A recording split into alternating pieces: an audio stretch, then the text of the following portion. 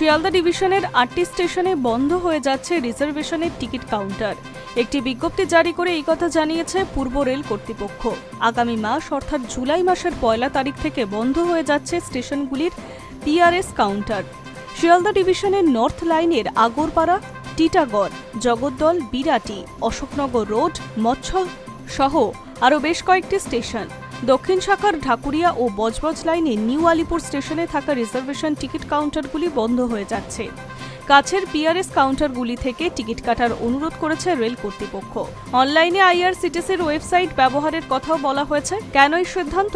জানা গিয়েছে, এই কাউন্টারগুলির ওপরে কাজের চাপ ও অন্যান্য বিষয় খতিয়ে দেখে এই সিদ্ধান্ত নেওয়া হয়েছে।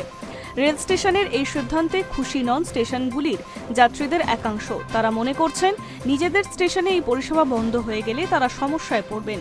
অন্য স্টেশনে গিয়ে টিকিট রিজার্ভেশন করতে গেলে অনেক সমস্যার সম্মুখীন হতে হবে। ভিড় কাটিয়ে টিকিট কাটা থেকে শুরু করে নির্দিষ্ট সময়ে পৌঁছাতে না পারলে সেই দিনের জন্য কাউন্টার বন্ধ হয়ে যাওয়ার মতো ঘটনাও ঘটতে পারে। সিদ্ধান্ত পুনর্বিবেচনার আর্জি জানিয়েছে অনেকেই। Hi news network.